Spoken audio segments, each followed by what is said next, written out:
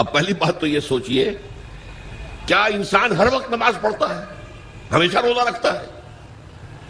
جب اللہ کہہ رہا میں نے تو پیدا ہی کیا میری عبادت کے لیے، کوئی اور کام اگر وہ کر رہا ہے تو وہ میرے مقصد تخلیق کے خلاف کر رہا ہے۔ وَمَا خَلَقْتُ الْجِنَّ وَالْإِنسَ إِلَّا لِيَعْبُدُونِ، میں نے تو جنوں اور انسانوں کو صرف اس لیے پیدا کیا کہ میری عبادت کریں۔ تو اصل میں بات کیا ہے، یہ نماز، روزہ، حج اور زکوٰۃ یہ بھی عبادات تو ہیں، اصل عبادت کچھ اور ہے۔ اصل عبادت کیا ہے؟ الحمدللہ وکفا والصلاة والسلام علی عبادہ الذین اصطفیٰ، خصوصاً علی افضلہم وخاتم النبیین محمد الامین وعلی آلہ وصحبہ اجمعین۔ اما بعد فاعوذ باللہ من الشیطان الرجیم، بسم اللہ الرحمن الرحیم۔ رب اشرح لی صدری ویسر لی امری واحلل عقدۃ من لسانی یفقہوا قولی۔ اللہم ربنا الہمنا رشدنا واعذنا من شرور انفسنا، اللہم ارنا الحق حقا وارزقنا اتباعہ وارنا الباطل باطلا وارزقنا اجتنابہ، اللہم وفقنا لما تحب وترضى، آمین یا رب العالمین۔ معزز حاضرین اور محترم خواتین، السلام علیکم ورحمۃ اللہ وبرکاتہ۔ آپ کے علم میں ہے کہ میرا آج کی گفتگو کا عنوان ہے کلمہ طیبہ، اور اس کے حوالے سے یا اس کی روشنی میں ہمارے دینی فرائض۔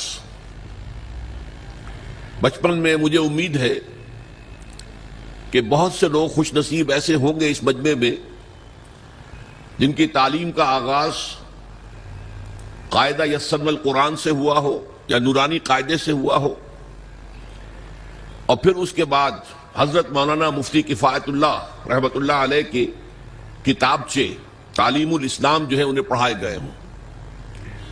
ظاہر بات ہے کہ آج کل وہ رواج ختم ہو چکا ہے، آج کا ہمارا دور مادہ پرستی کا ہے۔ ہماری تعلیم میں بھی آپ کو معلوم ہے کہ کنڈر گارٹن جو ہے اس سے بات شروع ہوتی ہے، اور ممی اور پاپا یہ الفاظ جو ہیں وہ بچوں کو سکھائے جاتے ہیں، اللہ اور اس کے رسول کا نام عام طور پر نہیں پڑھایا جا رہا۔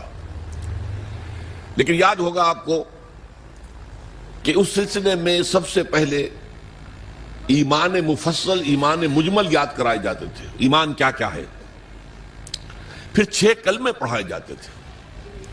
یہ 6 کلمے یوں سمجھیے کہ اسلام کی تعلیمات کا لب لباب اور خلاصہ ہے۔ ان میں سے پہلے 2 کلمے کیا ہیں جو اہم ترین ہیں؟ کلمہ طیبہ، لا الہ الا اللہ محمد رسول اللہ صلی اللہ علیہ وسلم۔ یہ مختصر ترین کلمہ ہے، اسے ہم کلمہ طیبہ کہتے ہیں، اور یہ سمجھیے کہ ہمارے دین کی جڑ اور بنیاد اور اساس ہے۔ دوسرا کلمہ اسی میں لفظ شہادت کا اضافہ ہو کر اشہد ان لا الہ الا اللہ واشہد ان محمد رسول اللہ صلی اللہ علیہ وسلم۔ یہ کلمہ شہادت جو ہے یہ اسلام میں داخلے کا شاہ درا ہے۔ شاہ درا، در کہتے دروازے کو، شاہ درا بہت بڑا دروازہ۔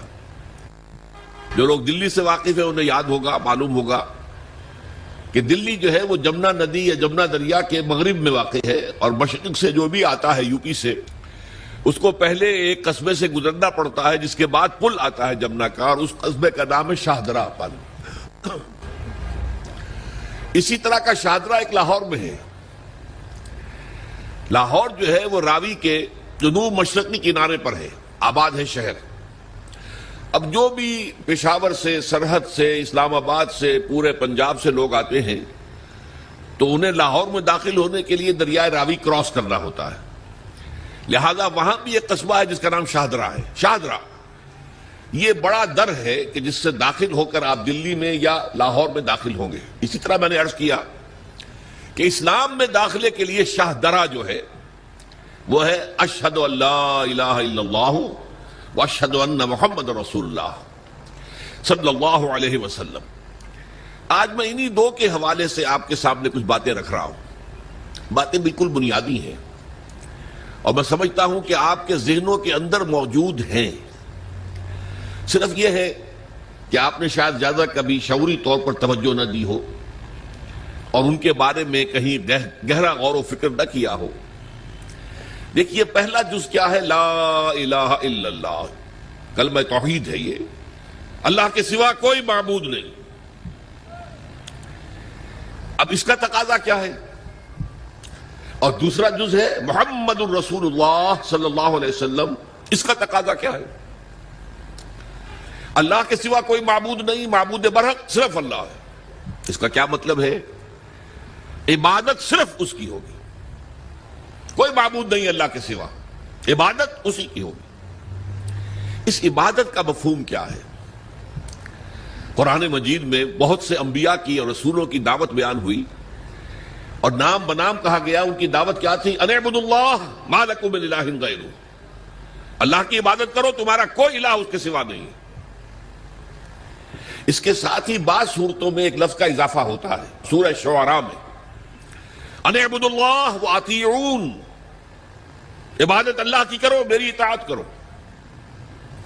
تو اللہ کی عبادت کیا ہے جس کے لیے سورہ زاریات میں فرمایا وَمَا خَلَقْتُ الْجِنَّ وَالْإِنسَ إِلَّا لِيَعْبُدُونَ، میں نے نہیں پیدا کیا ہے جنوں اور انسانوں کو مگر صرف اس لیے کہ میری عبادت کریں.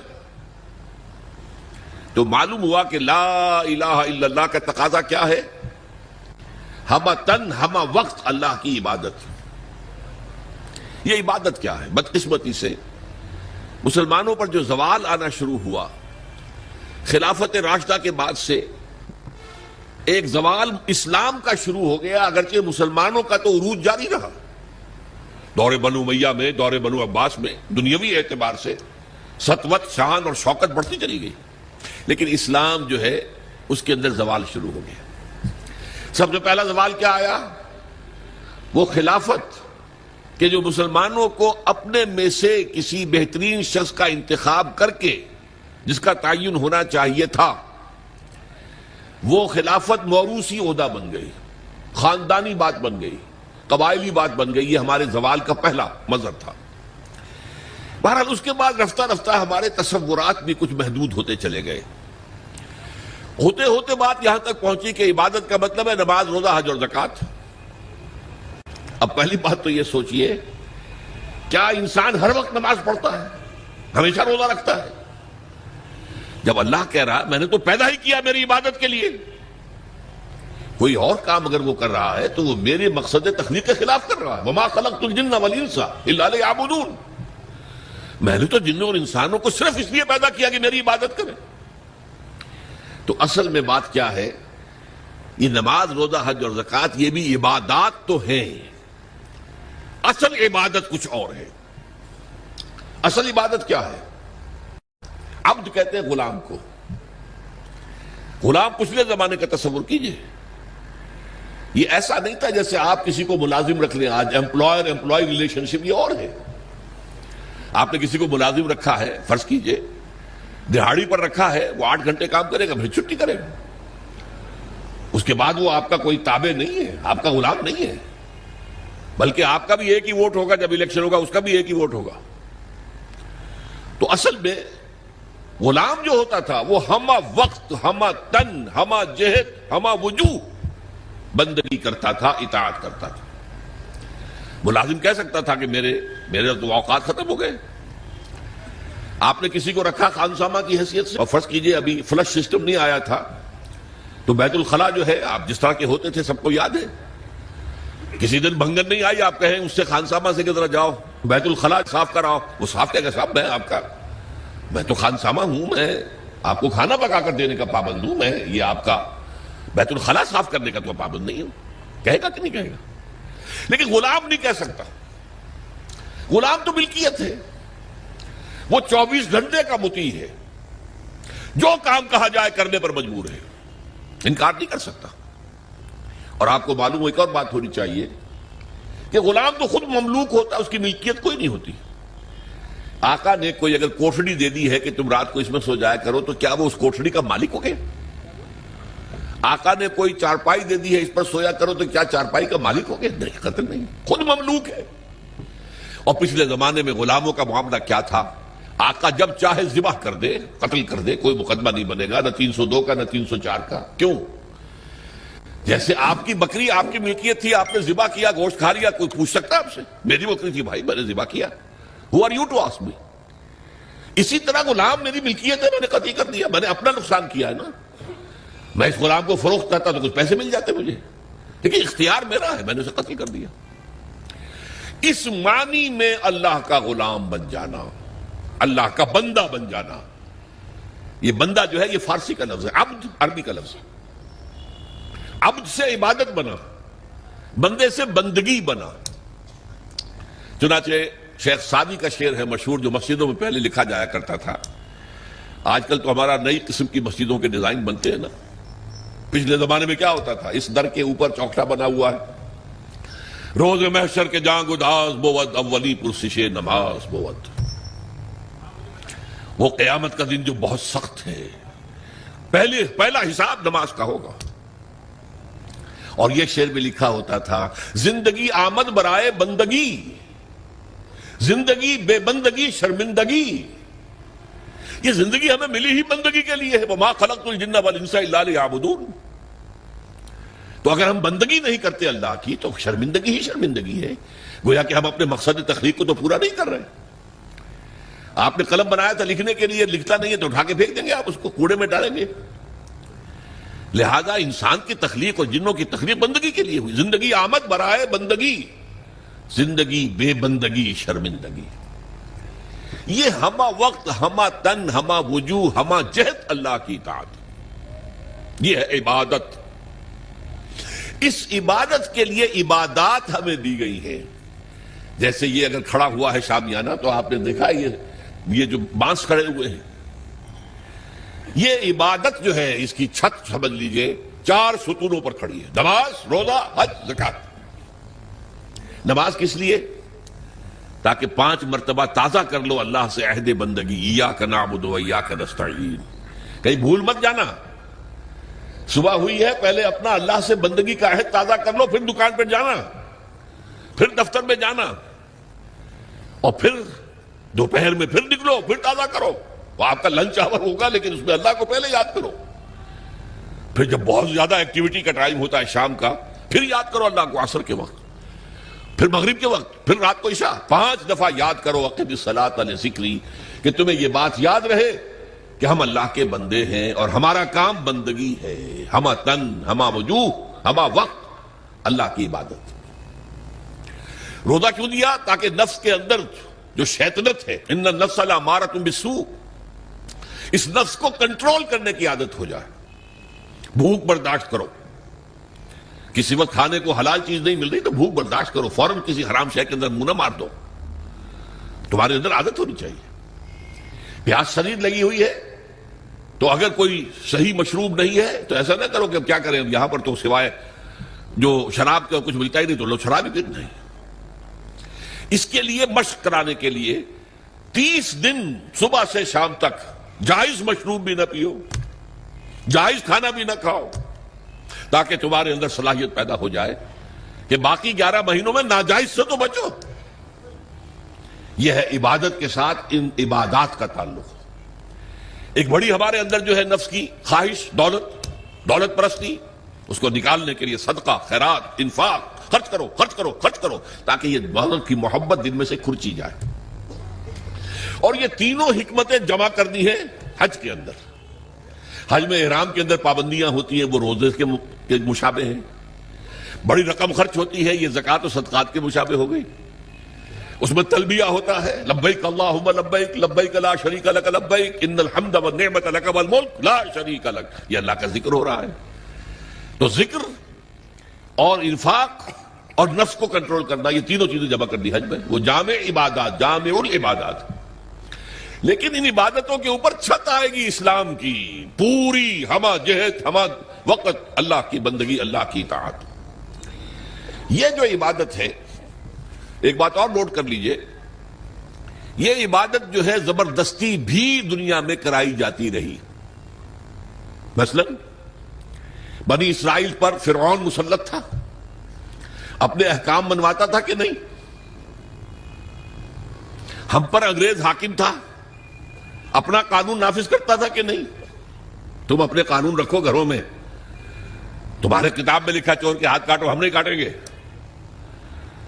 تمہاری سنت ہے رسول کی، شادی شدہ ہو زانی یا زانیہ اس کو رجم کرو، غیر شادی شدہ 100 کوڑے لگاؤ اور اعلان برسر عام لگاؤ. جاؤ رکھو اپنے گھر میں، آیتیں پڑھ لیا کرو، ثواب لے لیا کرو. یہاں تو ہمارا قانون چلے گا. اور ہم اطاعت کرتے تھے کہ نہیں؟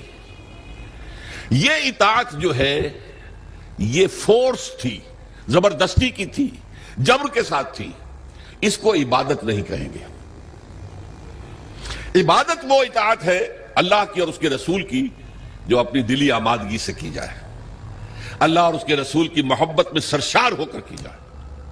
یہ ڈائمنشن جو ہے عبادت کی کہ محبت اس کا جزو لازم ہے. اللہ لا ایمان لمن لا محبت لہ. دیکھو جس کے اندر محبت نہیں ہے اللہ کے اس کے رسول کی، اس کا کوئی ایمان نہیں.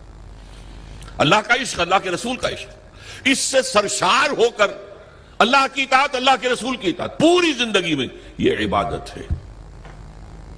اور اس میں نوٹ کیجئے، اس عبادت میں اللہ کی اطاعت بھی ہے، رسول کی اطاعت بھی ہے. نماز آپ پڑھتے ہیں کیسے پڑھتے ہیں؟ جیسے رسول نے سکھائی صلی اللہ علیہ وسلم. سلو کما رہے تو منی اسلی، نماز ایسے پڑھو جیسے مجھے دیکھتے ہو کہ میں پڑھتا ہوں. صحابہ نے حضور کو دیکھا، تابعین نے صحابہ کو دیکھا، تابعین نے تابعین کو دیکھا. یہ نسل بعد نسل. تو نظام جو بنتا ہے عبادت کا، اس میں اللہ کی اطاعت بھی ہے اور اللہ کے رسول کی اطاعت. اطیعوا اللہ و اطیعوا الرسول بار بار قرآن میں آتا ہے، بار بار آتا ہے. اور میں نے آپ کو بتایا کہ بہت سے رسولوں کی دعوت تو آئی ان اعبدوا اللہ ما لکم من الہ غیرہ، لیکن اسی کو دوسری جگہ پر بیان کیا گیا ان اعبدوا اللہ واطیعون، اللہ کی عبادت کرو اور میری اطاعت کرو. تو ہمہ تن، ہمہ وقت، ہمہ وجوہ اللہ کی بندگی، اللہ کی اطاعت رسول کے طریقے پر، یہ ہے عبادت. اس کے لیے ہمیں پیدا کیا گیا. اب اس میں ابھی تک کی جو باتیں تھیں وہ تو ذرا میٹھی تھی، ذرا کڑوی بات بھی آ جائے.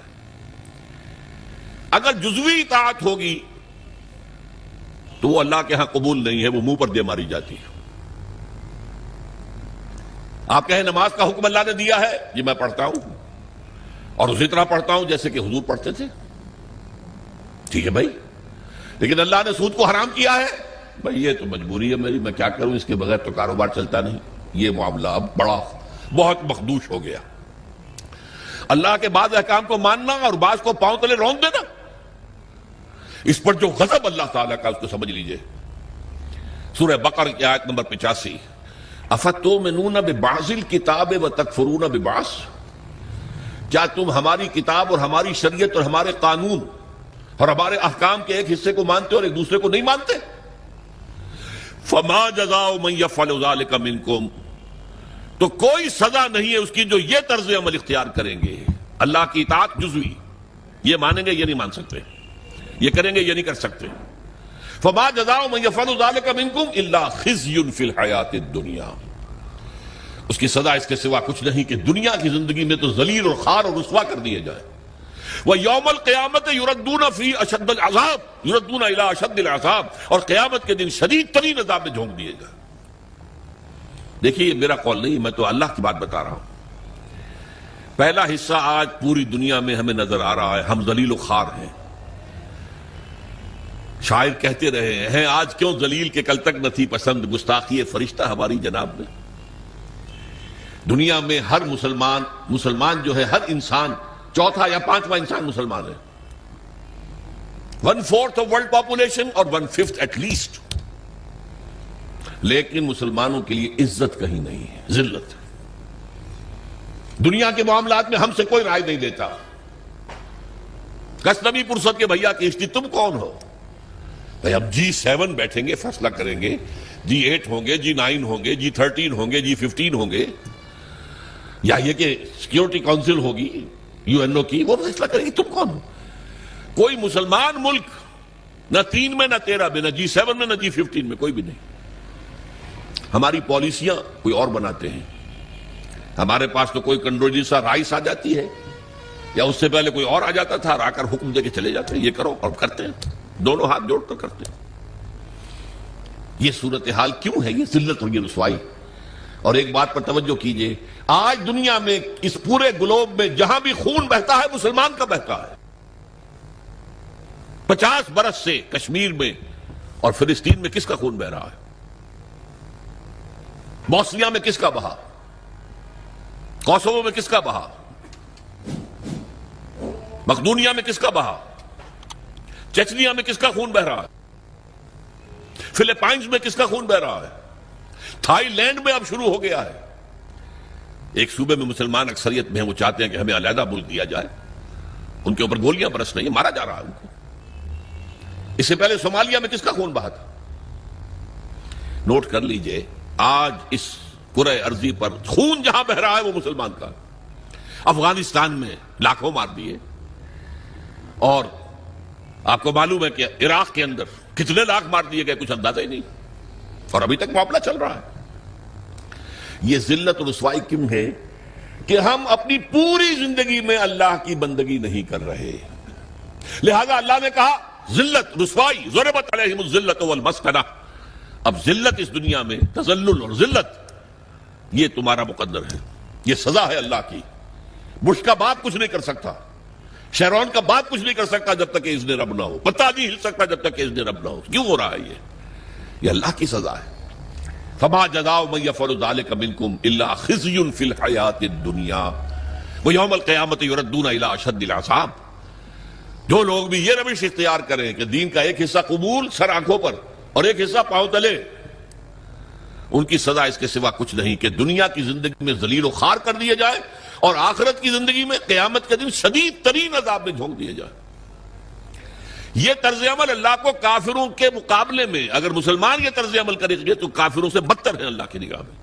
وہ تو صرف صاحب کہتے ہیں ہم نہیں مانتے محمد کو صلی اللہ علیہ وسلم، ہم نہیں مانتے قرآن کو، نہیں مانتے. آپ کہتے ہیں ہم مانتے ہیں اور پھر اللہ کے احکام پر عمل نہیں کرتے. یہ چیز وہ ہے جو اللہ تعالیٰ کو کفر کے مقابلے میں زیادہ ناپسندیدہ ہے. یہی وجہ ہے قرآن میں کہا گیا منافقت جسے ہم کہتے ہیں، ان المنافقین فی الدرک الاسفل من النار. منافقین جو ہیں جہنم کے سب سے نچلے طبقے میں ہوں گے، کافروں سے بدتر ہوں گے، کافروں کے نیچے ہوں گے. کیوں کہتے وہ ہیں کہ ہم ایمان رکھتے ہیں اللہ پر، ہم ایمان رکھتے ہیں اللہ کے رسول پر، ہمیں عشق ہے اللہ کے رسول سے. دیکھو ہم نعتیں پڑھتے ہیں، دیکھو ہم حج کے لیے جاتے ہیں، دیکھو ہم عمرے کرتے ہیں، دیکھو رمضان میں کتنی چہل پہل ہمارے یہاں ہو جاتی ہے افطاری کے وقت، دیکھو مسجدیں بھری ہوتی ہیں تراویح میں. لیکن بھائی وہ اسلام کا قانون کہیں نافذ ہے؟ کہیں اسلامی احکام کی تنفیذ ہے؟ تمہاری یہ ادھوری اور جزوی عبادت اللہ کو قبول نہیں ہے. اللہ جو ہے بہت غیور ہے، جسے آپ کہتے ہیں نا پیکج ڈیل. پیکج ڈیل کیا ہوتا ہے؟ ٹیک اٹ اور لیو اٹ. ہمیں تمہاری کوئی ضرورت نہیں ہے، اللہ تو غنی ہے عن العالمین. ہمارا دین لینا ہے پورا لو ورنہ دفع ہو جاؤ. یا ایھا الذین آمنوا ادخلوا فی السلم کافہ. اہل ایمان اسلام میں داخل ہو پورے کے پورے سموچے. جزوی اسلام اسلام نہیں ہے، جزوی عبادت عبادت نہیں ہے، جزوی بندگی بندگی نہیں ہے، بلکہ ڈٹائی ہے. ڈٹائی اللہ کے ساتھ مذاق ہے.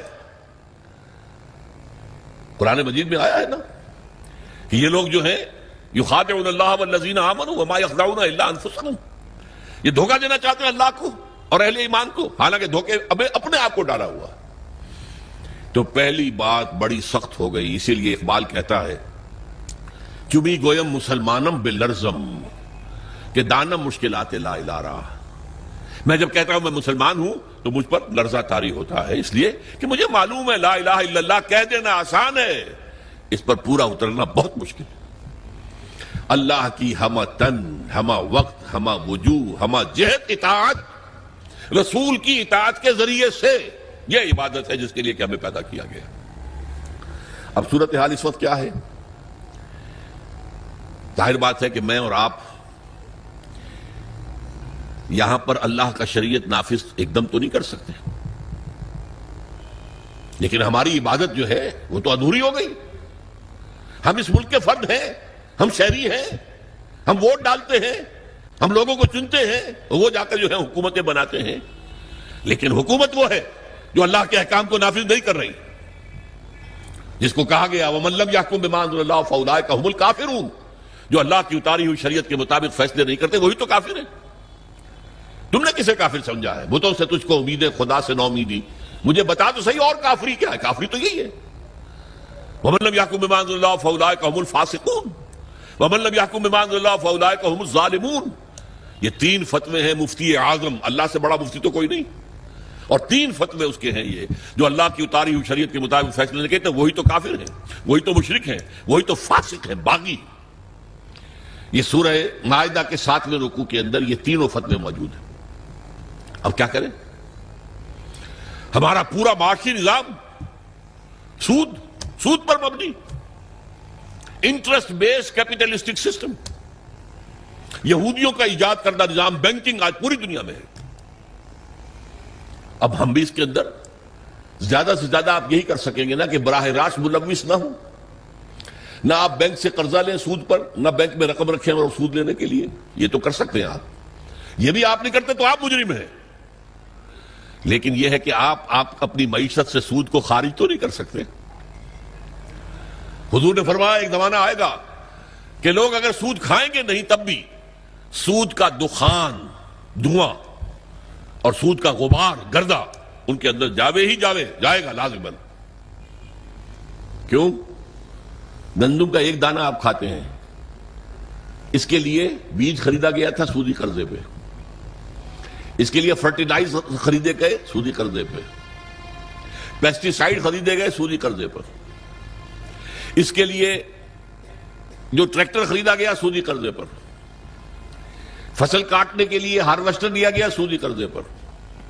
تو ایک ایک دانے میں سود ہے، کیا کریں گے آپ؟ کھائیں گے، آپ کے اندر جائے گا۔ اور حضور نے 2 الفاظ ایسے استعمال کیے، دخان یا غبار۔ کبھی کبھی آپ کو معلوم ہے کہ فضا میں ایک گردہ سا چھا جاتا ہے پوری فضا میں، اب آپ کیا کریں گے؟ سانس لینا بند کر دیں گے؟ سانس لیں گے تو مریں گے، بند کر دیں گے تو مریں گے۔ لہذا وہ گردہ آپ کے اندر، آپ کے پھیپھڑوں میں جائے گا، لامحال، آپ کو اختیار تو کوئی نہیں۔ اور دھواں، کہیں آپ کے گھر کے اندر آگ لگ گئی ہے، کسی ہوٹل میں آپ ہیں وہاں آگ لگ گئی ہے، دھواں، کیا کریں گے آپ؟ سانس لینا بند کر دیں گے؟ سانس تو لیں گے جینے کے لیے، دھواں اندر جائے گا کہ نہیں؟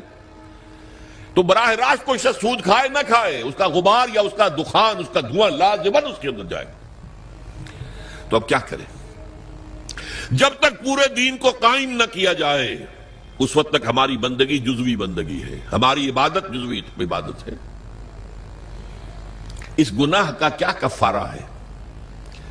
دیکھیے پچھلے زمانے میں، آج کل تو کنویں ہیں نہیں، کنویں میں کوئی بلی گر گئی، کوئی کتا گر گیا، اب اس کی لاش نکالتے تھے، اور ساتھ ہی کتنے ڈول پانی نکالیں گے تو اب یہ پاک ہوگا، تھا کہ نہیں؟ میرے اندر اگر گناہ جا رہا ہے، دھواں جا رہا ہے سود کا، میں سانس لے رہا ہوں اس فضا میں جس میں اللہ کا دین قائم نہیں ہے، تو میرے اندر گناہ جا رہا ہے، گناہ جا رہا ہے، گناہ جا رہا ہے۔ اس کا کفارہ کیا ہوگا؟ اس کو صفائی کیسے کریں گے؟ تن من دھن لگا دو اللہ کے دین کو قائم کرنے کے لیے۔ ابھی یہ عزیزم نوید صاحب جو کہہ رہے تھے بار بار اقامت دین، اقامت دین، کیا مطلب ہے اقامت دین کا؟ دین کو قائم کرنا، پورا دین۔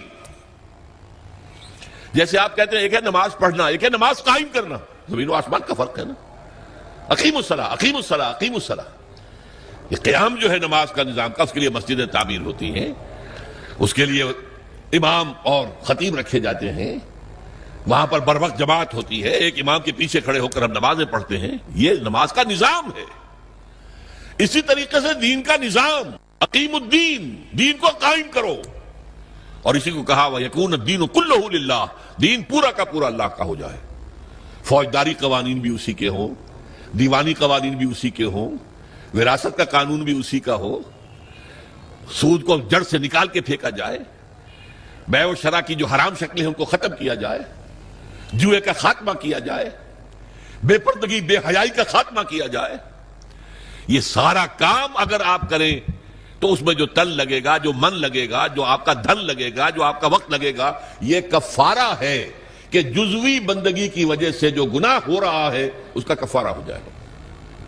اگر آپ یہ نہیں کرتے تو اس کا مطلب یہ کہ آپ بھی اسی نظام کے حامی ہیں۔ وہ دیکھیے جو کہا تھا نا بش نے یا اس کے سیکریٹری پاول نے 11 ستمبر 2001 کو، آر یو ود اس اور اگینسٹ اس، یاد ہے؟ اور ہمارا کمانڈو صدر، اور وہ پتاشے کی طرح بیٹھ گیا تھا آپ کے ساتھ۔ جی اللہ بھی یہ کہتا ہے تم میرے ساتھ ہو یا میرے خلاف ہو، نو گرے ایریا ان بٹوین، یا میرے ساتھ ہو، میرے وفادار ہو، تو جتنے دین پر عمل کر سکتے ہو اتنے پر تو کرو نا. نمبر 1، آخر سود سے غبار سے نہیں بچ سکتے، براہ راست تو سود سے بچو. نہ سود پہ رقم رکھ کر کھاؤ اور نہ سود پر رقم لے کر اپنا کاروبار بڑھاؤ، اپنی بلڈنگیں جو ہیں اور اونچی کرو. نہیں، یہ تو کر سکتے ہو نا. پردہ تو اپنے گھر میں راج کر سکتے ہو کہ نہیں؟ اللہ کا شکر ہے ابھی پاکستان میں تو کوئی ایسا ڈکٹیٹر نہیں آیا. اگر کوئی زیادہ وقت مل گیا ہماری شامت اعمال سے اس شخص پرویز مشرف کو، تو شاید وہ وقت بھی آ جائے کہ پردے پر پابندی کر دی جائے، کوئی عورت برقع نہیں پہنے گی. ہو چکا ہے دنیا میں، محسن ممالک میں ہوا. مصطفیٰ کمال پاشا جو آئیڈیل ہے اس کا، اس نے یہی تو کیا تھا. پردہ ختم، انگریزی لباس پہننا لازم. عربی میں نہیں اذان دے سکتے ہو، نہ نماز پڑھ سکتے ہو. ترکی زبان میں نماز پڑھو، ترکی زبان میں اذان. یہ سارا کمال اتا ترک نے کیا تھا، اور اس نے آتے ہی کہا تھا کہ میرا آئیڈیل وہ ہے. یہ تو اللہ کو معلوم ہے کل کیا ہونا ہے. بڑے بڑے جبار اور بڑے بڑے طاقتور لوگ آئے ہیں، اور آج نسیم منسیاں ہیں. کہاں گیا وہ فیلڈ مارشل ایوب خان؟ کہاں گیا وہ یحییٰ خان؟ کہاں گیا بھٹو؟ کہاں گیا ضیاء الحق؟ تو بڑے بڑے تنتنے والے، بڑے بڑے دبدبے والے لوگ آئے ہیں، وہ سب نسیم منسیہ ہو گئے. تو میں نہیں کہہ سکتا کہ اس کے لیے ابھی کتنے دن ہیں. اللہ تعالیٰ کی طرف سے اگر مہلت اسے ملے گی تو ہماری شامت اعمال کی وجہ سے ملے گی. اس لیے کہ حضور نے فرمایا ہے، کس قدر پیاری حدیثیں یاد آ گئی، اعمالکم اموالکم، تمہارے اپنے عمل تم پر حاکم ہو جاتے ہیں. تم خود بے ایمانی کرتے ہو تو بے ایمانی تمہارے حاکم ہوں گے. تم خود سودی لین دین میں ملوث ہو تو سود کا نظام ہی تمہارے اوپر رہے گا. اعمالکم اموالکم. اور ایک اور حدیث میں آیا ہے، کما تکونون کذالک یؤمر علیکم، جیسے تم خود ہوگے ویسے تمہارے حکمران جو ہے وہ حاکم بنا دیے جائیں. اسی لیے جو نوید صاحب کہہ رہے تھے، پہلے اپنے آپ کو بدلو. ان اللہ لا یغیر ما بقوم حتی یغیروا ما بانفسہم. خدا نے آج تک اس قوم کی حالت نہیں بدلی، نہ ہو جس کو خیال آپ اپنی حالت کے بدلنے کا. اس کے لیے کیا طریقہ کار ہوگا وہ میں بعد میں عرض کروں گا. ابھی میں نے 2 نقطے بتائے. لا الہ الا اللہ کا تقاضا کیا ہے؟ اللہ کی ہمتن، ہمہ وقت، ہمہ وجوہ، ہمہ جہت اطاعت رسول کے ذریعے. اسی کا نام عبادت ہے. اسی کے لیے اللہ فرماتا ہے کہ جنوں اور انسانوں کو میں نے پیدا کیا. جیسے میں نے کہا تھا نماز تو ہر وقت نہیں پڑھتے آپ. جو پابندی سے پڑھتا ہے وہ بھی 2-2.5 گھنٹے ہی 24 گھنٹے میں لگتے ہوں گے نا اس کے نماز میں. باقی 21.5 گھنٹے کیا کرے گا؟ عبادت کرے گا. یعنی جو کام کرے گا شریعت کے دائرے میں کرے گا. یہی عبادت ہو رہی. کمائی کرے گا حلال ذریعے سے کرے گا، کھانا کھائے گا حلال کھائے گا. یہ پوری زندگی کے تمام کام عبادت ہیں اگر اللہ کے قانون کے مطابق کیے جائیں. یہی بغاوت ہیں اگر اللہ کے قانون کے خلاف کیے جائیں. اور دوسری بات میں نے آپ کو بتائی، یہ عبادت جزوی اللہ کو قبول نہیں ہے، بلکہ جزوی عبادت وہ تو منہ پر دے ماری جائے گی، جاؤ دفع ہو جاؤ، ٹیک اٹ اور لیو اٹ، یا ہمارا دین قبول کرو یا چھوڑ دو. اس کا جزوی معاملہ نہیں ہو سکتا. 50% مانتے ہیں یا 30% یا 33%. چلو 33% پہ پاس ہو جاتے ہیں نا بچے، ہمیں بھی 33% پہ پاس کر دو. اللہ کے ہاں یہ بات نہیں ہے. ٹیک اٹ اور لیو اٹ. اور اس کا عبادت کا حق صحیح معنی میں کب ادا ہوگا؟ جب پورا نظام اللہ تعالیٰ کے حکم کے مطابق قائم کر دیا جائے. تعزیرات ہوں، سزائیں ہوں، اللہ کی شریعت کے مطابق ہوں. دولت کی تقسیم ہو معاشرے میں، اللہ کے قانون کے مطابق ہو. اللہ کا نظام پوری زندگی کے اوپر غالب ہو جائے. اس کی جد و جہد اگر آپ کریں گے، اس کی کوشش کریں گے، اس میں تن من دھن لگائیں گے، تو یہ اس گناہ کا کفارہ ہو جائے گا جو ایک باطل نظام کے تحت رہنے سے خود بخود ہمارے اندر جا رہا ہے. گناہ جا رہا ہے، سود جا رہا ہے، ہر سانس کے ساتھ کفر جا رہا ہے ہمارے اندر. وَمَن لَّمْ يَحْكُم بِمَا أَنزَلَ اللَّهُ فَأُولَٰئِكَ هُمُ الْكَافِرُونَ. تو یہ 2 باتیں واضح ہو گئیں. لا الہ الا اللہ کا تقاضا کیا ہے اور اس کی تکمیل کب ہوتی ہے؟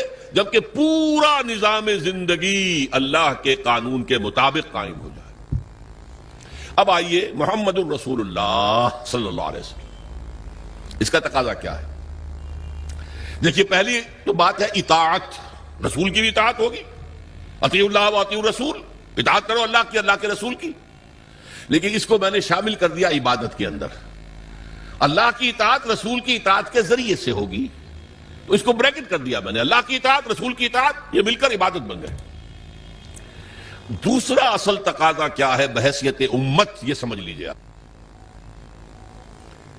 رسول کس لیے بھیجے جاتے تھے؟ لوگوں کے سامنے اللہ کے دین کو پیش کرنا، دعوت دینا، تبلیغ کرنا اور کوشش کرنا کہ اللہ کا دین قائم ہو جائے، اس لیے آتے تھے نا۔ اب حضور پر رسالت اور نبوت ختم، انسان تو ختم نہیں ہو گئے، ان کو یہ دعوت کون دے گا؟ اب یہ ہے رسول کے امتی ہونے کی حیثیت سے ہمارا فرض۔ قرآن مجید میں اس کے لیے کہا گیا ہے، اصطلاح ہے شہادت علی الناس، لوگوں پر حجت قائم کر دینا، تاکہ قیامت میں لوگ یہ نہ کہہ سکیں کہ اللہ ہمیں تو تیرا دین کسی نے پہنچایا ہی نہیں، ہم سے حساب کتاب کا ہے کا۔ میری بات سمجھ لیجئے، اگر کوئی دین پہنچا دے، اس کا حق ادا کر دے، اب ان کے پاس کوئی عذر نہیں ہوگا۔ اسی لیے فرمایا سورہ نساء میں، رسلا مبشرین ومنذرین لئلا یکون للناس علی اللہ حجۃ بعد الرسل وکان اللہ عزیزا حکیما۔ ہم نے اپنے رسولوں کو بھیجا بشارت دینے والے بنا کر۔ اللہ کی عبادت کرو گے تو بشارت ہے، راح و ریحان و جنت نعیم، اللہ تعالیٰ تمہیں اپنی جنتوں میں داخل کرے گا۔ اللہ کی عبادت سے سرکشی کرو گے تو پھر جہنم ہے، فماواہ جہنم وساءت مصیرا، اس کا ٹھکانہ جہنم ہے۔ تو وہ بشیر بھی تھے، نذیر بھی تھے، لیکن حاصل کیا تھا؟ لئلا یکون للناس علی اللہ حجۃ بعد الرسل، رسولوں کے آنے کے بعد لوگوں کے پاس کوئی عذر باقی نہ رہ جائے۔ اللہ ہمیں معلوم نہیں تھا، نہیں، ہر امت کے خلاف اس کا رسول کھڑا ہو کر گواہی دے گا پہلے قیامت کے دن، جسے آپ کہتے ہیں سرکاری گواہ، پروزیکیوشن وٹنس۔ اے اللہ تیرا جس پیغام آیا تھا میرے پاس، میں نے انہیں پہنچا دیا تھا، اب اگر انہوں نے عمل نہیں کیا تو یہ ذمہ دار ہے۔ They can't plead ignorance، یہ نہیں کہہ سکتے ہمیں تو بتایا ہی نہیں گیا، میں نے بتا دیا تھا۔ یہ ہے ان کے خلاف شہادت بڑھے گی کہ اب یہ ذمہ دار ہے۔ بہت سادہ سی بات آپ کو سمجھا دوں مثال سے، آپ اپنے کسی عزیز کو کوئی پیغام بھیجتے ہیں، کل شام تک یہ کام میرا ضرور کر دینا، کر دینا، کر دینا، کر دینا، ورنہ مجھے بہت نقصان ہو جائے گا۔ کسی آپ نے ایلچی کے ہاتھوں، پیغامبر کے ہاتھوں یہ پیغام بھیجا، وہ کام نہیں ہوا، آپ کا نقصان ہو گیا۔ اب آپ غصے میں بھرے ہوئے اپنے اس عزیز کے پاس گئے، میں نے تمہیں یہ پیغام بھیجا تھا، تم نے یہ کام نہیں کیا، میرے نقصان کا ذمہ دار کون ہے؟ تم ہو۔ اگر وہ یہ کہہ دے بھائی مجھے تو آپ کا پیغام کسی نے پہنچایا ہی نہیں، اب کوئی غصہ آپ کا رہ جائے گا اس کے خلاف؟ آپ پتاشے کی طرح بیٹھ جائیں گے نا، غصہ ختم۔ اب غصہ کس پر آئے گا؟ اس پیغامبر پر آؤ، بھلے آدمی تجھے میں نے پیغامبر بنایا تھا کہ پیغام پہنچانا، تم نے نہیں پہنچایا، میرے نقصان کے ذمہ دار تم ہو۔ تو یہ پیغام رسانی کا منصب کتنا نازک ہے، کتنا نازک ہے، کتنا نازک ہے۔ اگر آپ نے پیغام پہنچا دیا، آپ فارغ ہو گئے، بری ہو گئے، وہ ذمہ دار ہیں۔ اگر آپ نے نہیں پہنچایا تو آپ مجرم ہیں، وہ نہیں ہے۔ اسی لیے کہا گیا سورہ اعراف کے شروع میں، فَلَنَسْأَلَنَّ الَّذِينَ أُرْسِلَ إِلَيْهِمْ وَلَنَسْأَلَنَّ الْمُرْسَلِينَ، ہم پوچھ کر رہیں گے ان سے بھی جن کے طرف ہم نے رسولوں کو بھیجا، اور ہم پوچھ کر رہیں گے رسولوں سے بھی۔ پہلے رسولوں سے کہا جائے تم نے پہنچا دیا تھا، اب وہ کہیں گے کھڑے ہو، اللہ میں نے پہنچا دیا تھا۔ پھر کہیں گے اچھا اب تم بات کرو، تم نے پیغام میرا پہنچ گیا تھا، کتنا عمل کیا؟ یہی وجہ ہے، دیکھیے حضور نے اپنے آخری خطبے میں اپنی تعلیمات کے اہم نکات کو دوبارہ سہبارہ اس کو نمایاں کر کے پھر ایک سوال کیا۔ ذرا چشم تصور سے دیکھیے، 1.25 لاکھ کا مجمع ہے، معمولی بات نہیں ہے۔ آج بھی 20-30 لاکھ ہی ہوتے ہیں نا حج میں، 1.25 لاکھ، جبکہ شاید پورے عرب کی آبادی 2.5-3 لاکھ سے زیادہ نہیں ہوگی۔ 1.25 لاکھ آدمی جمع ہے، 1,24,000۔ آپ نے خطبہ دیا، اور خطبے کی شان کیا تھی؟ ایک لفظ 3 مرتبہ دہراتے تھے۔ لاؤڈ سپیکر تو تھا نہیں، تھوڑے تھوڑے فاصلے کے اوپر، جیسے مکبر ہو جاتے ہیں نماز با جماعت میں، اگر لاؤڈ سپیکر نہیں ہے تو وہ مکبرین کھڑے ہیں۔ حضور نے ایک بات ادھر کہی، اب مکبرین نے آگے پہنچانی شروع کر دی، دوسری بات سامنے رخ کر کے کہی، دوسری مرتبہ وہی بات، اب سامنے والوں نے پہنچانا شروع کر دیا، تیسری مرتبہ بائیں طرف دیکھتے ہوئے کہی، اب بائیں والوں نے پہنچانا شروع کر دیا۔ آخر میں ایک سوال کیا، الا هل بلغت، لوگوں میں نے پہنچا دیا یا نہیں؟ پورے مجمع نے کہا بیک آواز، انا نشہد انک قد بلغت رسالتا ونصحت الامتا، وبلغت الرسالۃ وأديت الأمانۃ وكشفت الغمۃ. اے نبی ہم گواہ ہیں، آپ نے حق تبلیغ ادا کر دیا، حق رسالت ادا کر دیا، ہماری خیر خواہی کا حق ادا کر دیا، اور کفر کے اور ضلالت کے پردے چاک کر دیے. 3 دفعہ کہا الا هل بلغت، اور جواب آیا انا نشهد انك قد بلغت الرسالة واديت الامانة ونصحت الامة وكشفت الغمة. پھر آپ نے انگلی اٹھائی آسمان کی طرف، انگشت شہادت، اور پھر لوگوں کی طرف، اللہم اشہد اللہم اشہد اللہم اشہد. اے اللہ تو بھی گواہ رہے. وہ بوجھ جو میرے کندھے پر آیا تھا، جس کے لیے سورہ مزمل میں کیا کہا گیا تھا، انا سنلقی علیک قولا ثقیلا، اے نبی بڑی بھاری بات آپ پر ڈالنے والے ہیں ہم. اس کفر اور شرک کے گڑھ کے اندر توحید کی دعوت دینا کوئی آسان کام تھا؟ اسلام کا پیغام پہنچانا کوئی آسان کام تھا؟ شروع میں تو کہا گیا پاگل ہو گئے، مجنون ہیں، معاذ اللہ ثم معاذ اللہ، شاعر ہیں، ساحر ہیں، مسحور ہیں، کذاب ہیں، نعوذ باللہ من ذالک، نقل کفر نباشت. اس کے بعد آپ کو معلوم ہے صحابہ کو مارا گیا، پیٹا گیا، سب کچھ جھیلا کہ نہیں؟ خود 3 برس حضور جو ہیں وہ محصور رہے شیب بنی ہاشم میں. یہ جیل ایسی تھی جس میں کھانے کو کچھ نہیں تھا. آپ کی جیلوں میں تو راشن تو ملتا ہے. بہرحال یہ ساری سختیاں جھیل کر حضور نے دین کو غالب کر دیا، یہ کام کیا. لیکن اس وقت آپ نے کیا فرمایا؟ اپنی بات 3 دفعہ کہہ کر الا هل بلغت انا نشهد انك قد بلغت الرسالة واديت الامانة ونصحت الامة وكشفت الغمة. پھر کہا فلیبلغ الشاہد الغائب، اب تمہارے ذمے ہے جو یہاں ہے وہ پہنچائیں پورے چہار دانگے عالم تک اس پیغام. اس لیے کہ میں صرف تمہارے لیے رسول بن کر نہیں آیا تھا. وما ارسلناک الا کافۃ للناس بشیرا ونذیرا، اے نبی ہم نے نہیں بھیجا ہے آپ کو مگر پوری نوع انسانی کے لیے بشیر اور نذیر بنا کر. آپ واحد رسول ہیں اللہ کے، واحد. ویسے کہا جاتا 313 رسول آئے ہیں. قرآن مجید میں جن کا ذکر ہے وہ تو 28-29 ہے، انبیاء اور رسل. لیکن یہ کہ کہا جاتا ہے نبی تو آئے ہیں 1.25 لاکھ، جتنے کہ حجۃ الوداع میں موجود تھے صحابہ، اور رسول آئے ہیں 313، جتنے کہ بدر کے میدان میں مجاہد موجود تھے. بہرحال حضور نے فرمایا میں تو پوری دنیا کے لیے رسول بنا کر بھیجا گیا، میں نے تمہیں پہنچا دیا، تم پہنچاؤ آگے، تاکہ میں تمہارے خلاف گواہ بنوں گا قیامت کے دن. اے اللہ میں نے انہیں پہنچا دیا تھا. Now they are responsible, they are accountable. اور تمہیں یہی گواہی دینی ہوگی، اے اللہ تیرے رسول نے جو ہمیں پیغام پہنچایا تھا آپ نے پوری دنیا میں پھیلا دیا. اس مضمون کے لیے لفظ شہادت آتا ہے قرآن میں، اس لیے کہ شہادت کا لفظ جو ہے وہ رسالت کی اصطلاح کے طور پر ہے.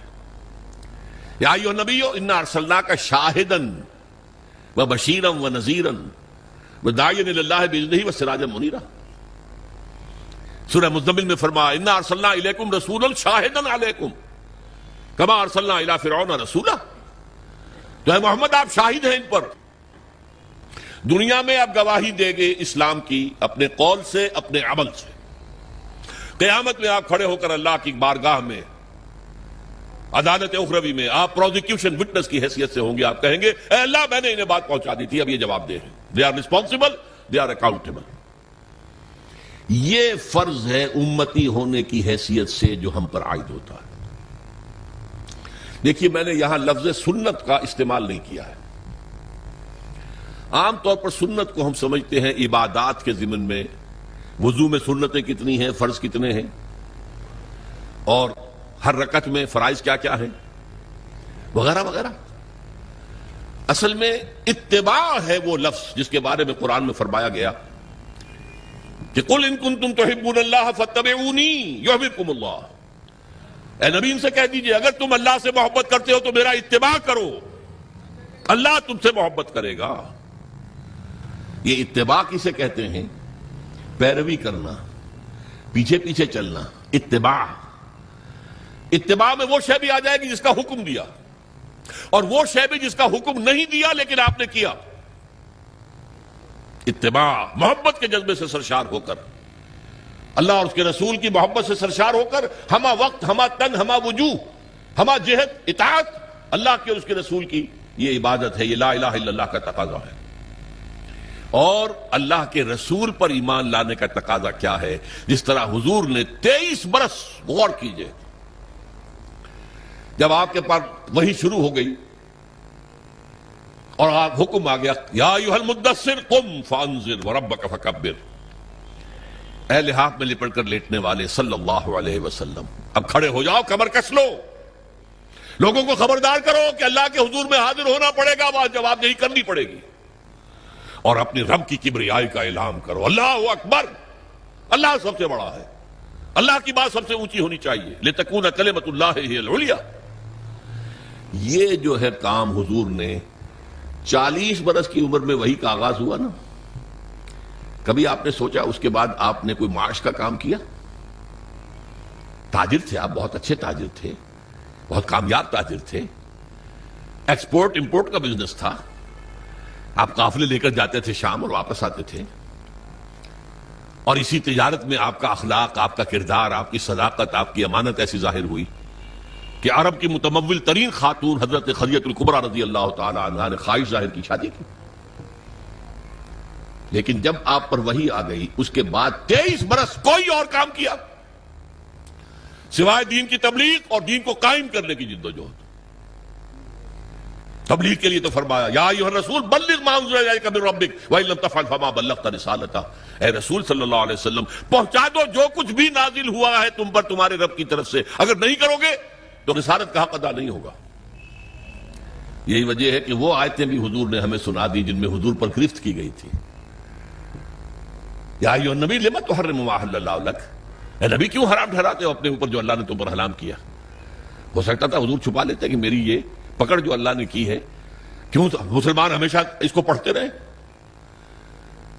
پکڑ آئی تھی کہ نہیں؟ ابس اللہ جاءہ الاعمی، ماتھے پر تیوری ڈال لی، منہ موڑ لیا کہ ایک اندھا نابینا آیا تھا آپ کے پاس، وما یدریک لعلہ یزکیٰ او یذکر فتنفعہ الذکریٰ، اس کے لیے لفظ عتاب استعمال کیا حضور نے۔ عبداللہ ابن ام مکتوم کی شان میں یہ آیات نازل ہوئی ہیں، اس کے بعد جب بھی آتے تھے وہ نابینا صحابی عبداللہ ابن مکتوم تو حضور کیا فرمایا؟ مرحبا بالذی عاتبنی اللہ فیہ، آؤ بھائی خوش آمدید میرے اس ساتھی کے لیے جس کے ضمن میں اللہ نے مجھ پر عتاب فرمایا، عاتبنی اللہ فیہ، عتاب کیا مجھ پر۔ وہ آیتیں بھی قرآن میں ہے کہ نہیں؟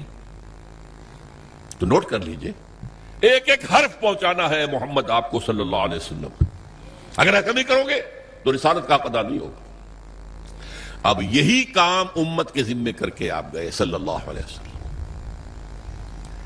اس میں پہلا دور وہ ہے جو آپ کے صحابہ نے جانیں دے دی، قربان کر دی، کہاں کہاں کوئی شہید ہوا، کوئی ایران میں، کوئی عراق میں، کوئی شام میں، کوئی خراسان میں، کوئی ہندوستان میں آ کے شہید ہوئے، کس لیے؟ اللہ کا دین غالب ہو، اللہ کا پیغام پہنچ جائے۔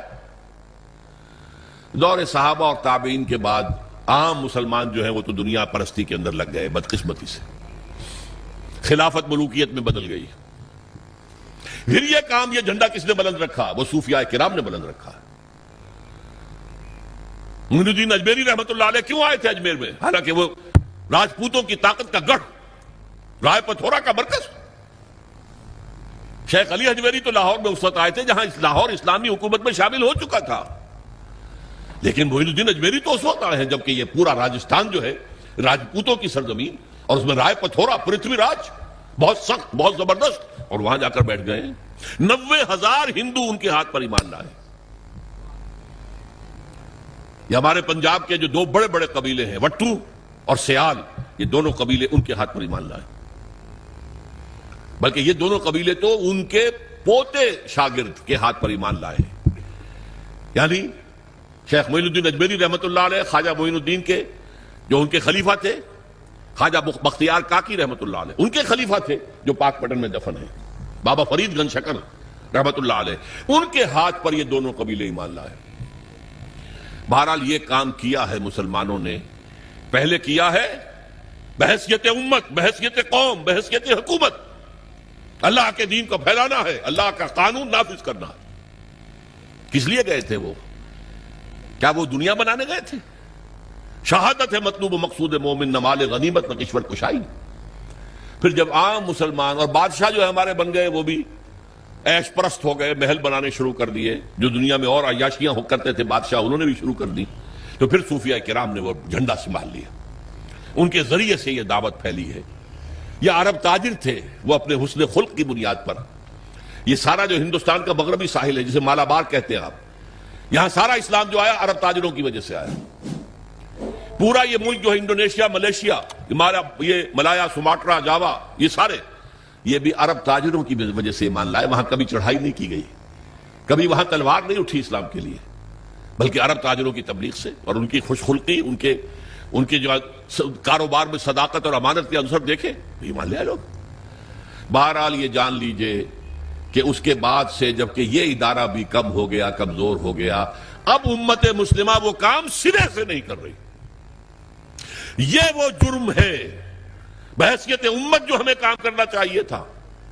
ہم امین ہیں قرآن کے, ہم امین ہیں اللہ کی شریعت کے, اور فخر کرتے ہیں ہم اس پر. سارے نبیوں سے افضل ہمارا نبی یقیناً ہے, لیکن اس افضل نبی صلی اللہ علیہ وسلم نے آپ پر کیا ذمہ داری ڈالی تھی؟ بلغوا انی ولو آیا, میرا کوئی ایک بھی امتی نہ رہ جائے جو قرآن کی تبلیغ نہ کرے, چاہے ایک ہی آیت آتی ہے ایک ہی آیت کی تبلیغ کرے. یہ حدیث ہے کہ نہیں رسول کی؟ کوئی میرا امتی فارغ نہ رہے اس سے. یہ کام ہے جو بحیثیت امتی ہمارے کندھے پر ہے. یوں سمجھیے کہ خطبہ حجۃ الوداع میں وہ بوجھ حضور کے کندھے سے اتر کر امت کے کندھے پر آ گیا. اسی لیے میں کہا کرتا ہوں سائی آف ریلیف, اے اللہ تو بھی گواہ ہے, یہ مان رہے ہیں میں نے پہنچا دیا ہے, میرے اوپر اب کوئی بوجھ نہیں. انا سنلقی علیک قولا ثقیلا, وہ بھاری بات کا بوجھ میرے کندھے سے اتر گیا. یہ شہادت ہے, اور اس کے لیے قرآن مجید میں دو جگہ آیا.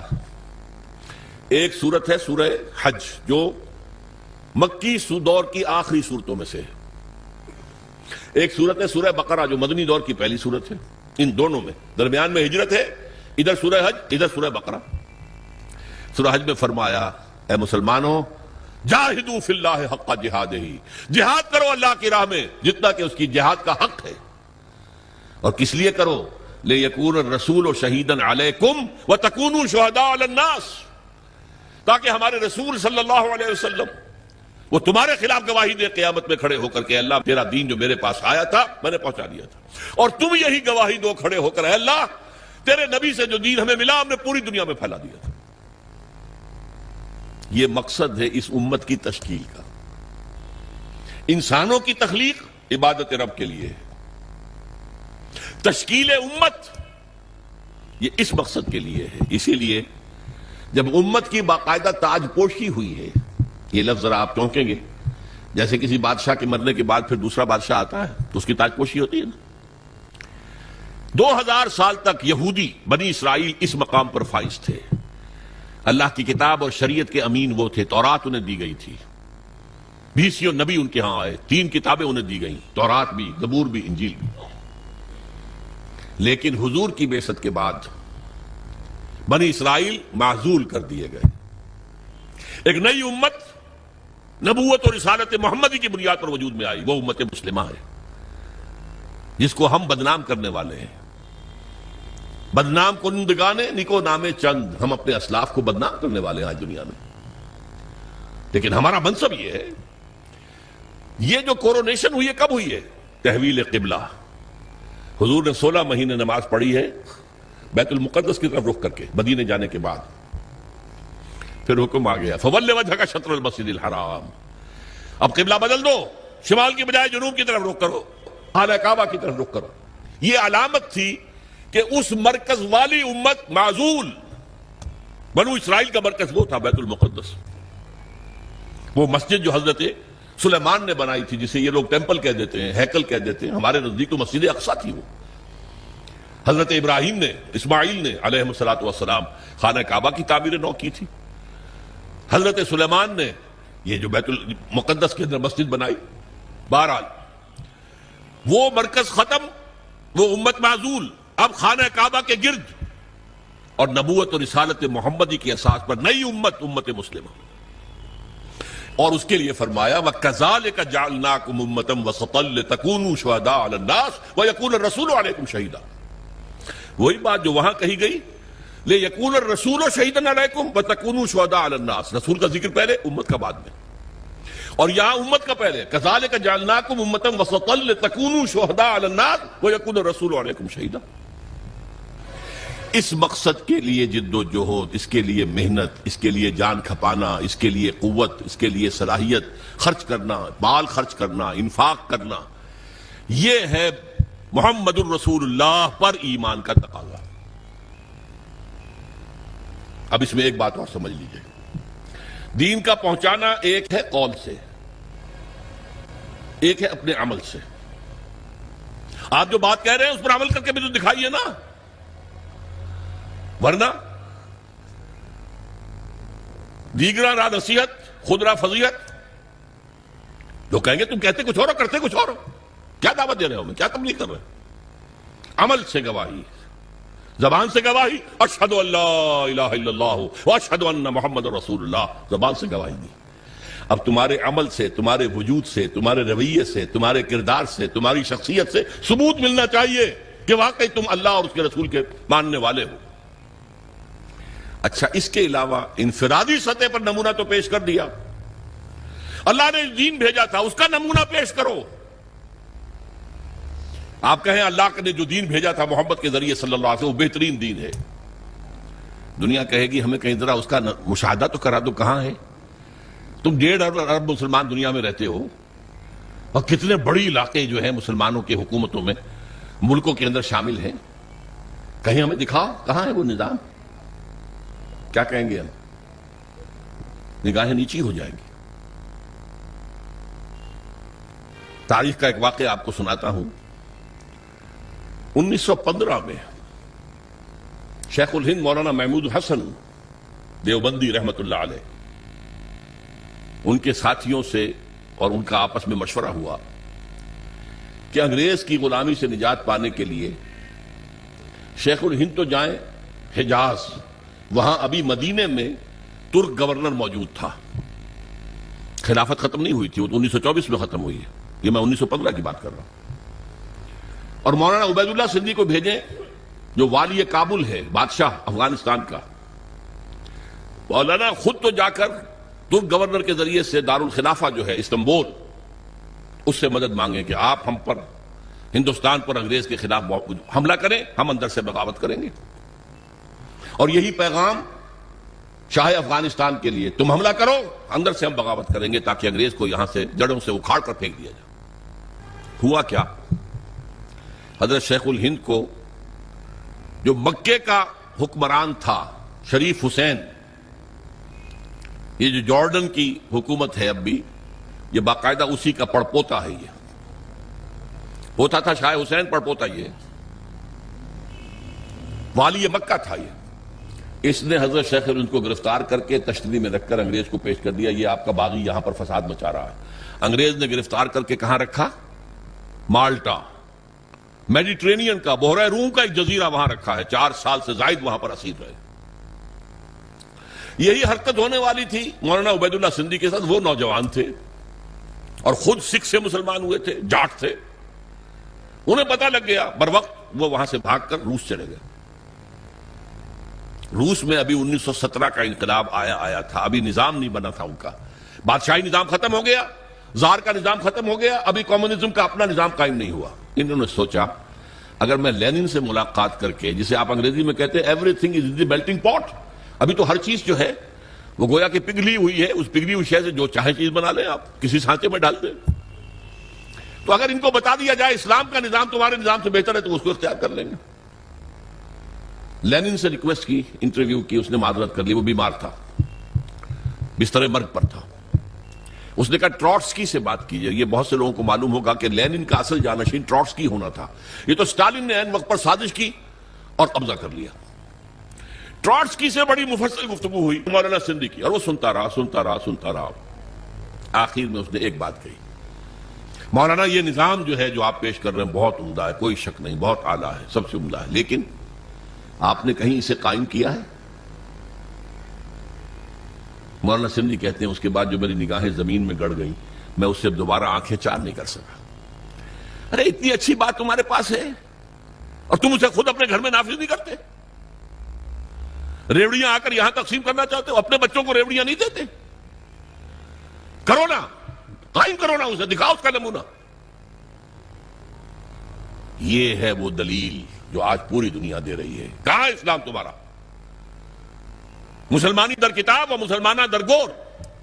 مسلمانی کتاب میں لکھی ہوئی ہے، یہ پڑھ لیجئے، قرآن میں ہے، حدیث میں ہے، فلاں میں ہے، سیرت میں ہے، خلافت راشدہ میں ہے. بھائی ٹھیک ہے 1400 برس پرانی بات ہوئی، آج دکھاؤ. یہ بات اب سمجھی آپ نے؟ لا الہ الا اللہ کا تقاضا، اللہ کی بندگی ہمہ تن ہمہ وجوہ ہمہ وقت ہمہ جہت، اطاعت اللہ اطاعت رسول. اور یہ کب پورا ہوگا؟ جب پورا نظام بھی اللہ کے دین کے اوپر قائم ہو جائے، تب آپ کی بندگی ہوگی پوری بندگی. ورنہ تو جزوی ہے، نمازیں ہم پڑھ رہے ہیں، روزے رکھ رہے ہیں، حج کر رہے ہیں، لیکن بھائی تم حاجی آئے ہو پاکستان سے، اتنی بڑی تعداد میں 1 لاکھ آ گئے ہو، تم نے اپنے ملک میں اسلام قائم کیا؟ قرآن مجید میں کہلوایا گیا ہے حضور سے، اہل کتاب سے آپ کہہ دیجئے اے نبی، قل یا اہل الکتاب لستم علی شیء حتی تقیموا التوراۃ والانجیل وما انزل الیکم من ربکم. اے اہل کتاب، اے یہودیوں، اے نصرانیوں، تمہاری کوئی حیثیت اللہ کی نگاہ میں نہیں ہے جب تک کہ تورات اور انجیل کو قائم نہیں کرتے. You have no face to pray to us. ہم سے دعا کرتے ہو؟ کس بات کی دعا کرتے ہو؟ ہمارا دین، ہماری شریعت قائم کی ہے. یہی بات ہم سے ہے. یا اہل القرآن لستم علی شیء حتی تقیموا القرآن وما انزل الیکم من ربکم. اے قرآن والو، قرآن پہ ایمان رکھنے کے دعوے دارو، تمہاری کوئی حیثیت نہیں ہم سے بات کرنے کی جب تک کہ قرآن کو، اس کے نظام کو، اس کے قوانین کو، اور قرآن کے ساتھ اور جو نازل کیا گیا وہی خفی ہے، جو حدیث نبوی ہے وہ وہی خفی ہے، اس کو جب تک قائم نہیں کرتے تمہاری کوئی حیثیت نہیں. پہلی بات یہ ہو گئی. یہ عبادت مکمل کب ہوگی؟ جب پورا نظام اللہ کے قانون پر قائم ہو جائے. محمد الرسول اللہ کا تقاضا کیا ہے؟ دین کی دعوت، دین کی تبلیغ، قول سے، عمل سے، انفرادی سطح پر، اجتماعی سطح پر. یہ اسی وقت حق ادا ہوگا جب آپ اسلام کا نظام قائم کر کے دنیا کو دکھا دیں اور آپ کہہ سکیں come and see with your own eyes. آؤ مشرق کے لوگوں، آؤ مغرب کے لوگوں، آؤ اے جاپانیوں، آؤ اے امریکیوں، آؤ دیکھو یہ نظام ہے محمد کا لایا ہوا صلی اللہ علیہ وسلم. See it with your own eyes. اس سے بہتر نظام کوئی ہو سکتا ہے؟ بتاؤ. یہاں کوئی ریپریشن ہے؟ کوئی جبر ہے؟ یہاں کوئی ایکسپلائٹیشن ہے؟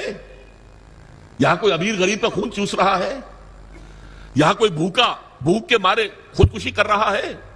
آپ دیکھو نا، ایک ایک شہری کی بنیادی ضروریات کی کفالت ہم کر رہے ہیں، ایک ایک کی. یہ نظام خلافت ہے، قائم کر کے دکھاؤ نا. پھر دنیا نہ مانے تو وہ مجرم، اور تم قائم کر کے نہیں دکھا سکتے تو پھر تم مجرم ہو. دنیا کیا مانے گی؟ یہ جو 5 ریاستیں ابھی آزاد ہو گئی، مسلمان ریاستیں سینٹرل ایشیا کی، میں نے آج جمعے کے خطبے میں بھی ذکر کیا تھا کہ علامہ سید جمال الدین افغانی نے یہ کہا تھا کہ اس پاکستان کا یہ حصہ جو پاکستان میں ہندوستان سے کاٹ کر اور افغانستان شامل کر کے، اور یہ روسی ترکستان کی مسلمان جو ہیں ریاست، اس وقت تک ابھی کمیونسٹ ریولوشن نہیں آیا تھا. 1897 میں تو ان کا انتقال ہو گیا. کمیونسٹ ریولوشن 1917 میں آ رہا ہے، 20 برس کے بعد. اس وقت تک وہ اسلامی ریاستیں تھی، مسلمان ریاستیں تھیں. ان کو ملا کر ایک بلاک بنا دیا جائے اور اس بلاک کے اندر پھر اسلام کی ایک جھلک دنیا کو دکھائی جائے. یہ ہے اسلام. یہ ہی تھی جس کے لیے پاکستان کی تحریک چلی تھی. پاکستان کا مطلب کیا؟ لا الہ الا اللہ. قائد اعظم نے کہا تھا، آج جمعے کے اندر میں نے اس کا کیسٹ بھی ہوں گے، میں نے ان کا اقتباس بھی پڑھ کر سنایا ہے جمعے کی اپنی تقریر میں. اور علامہ اقبال نے جو کہا تھا کہ یہ یقینی ہے، شدنی امر ہے کہ ہندوستان کے شمال مغرب میں ایک آزاد مسلمان ریاست قائم ہوگی، اور اگر ایسا ہو گیا تو ہمیں موقع مل جائے گا کہ دور ملوکیت، دور بنو امیہ، دور بنو عباس، سلاطین عثمانی، ان کے دور میں اسلام کے چہرے پر جو بدنما داغ اور دھبے آ گئے تھے انہیں ہٹا کر صحیح اسلام کا نقشہ پیش کریں. اس کام کے لیے پاکستان بنا تھا. And we have failed utterly. بالکل ناکام ہو گئے. اسی لیے آج کی نوجوان نسل پوچھتے کیوں بنایا تھا اسلام؟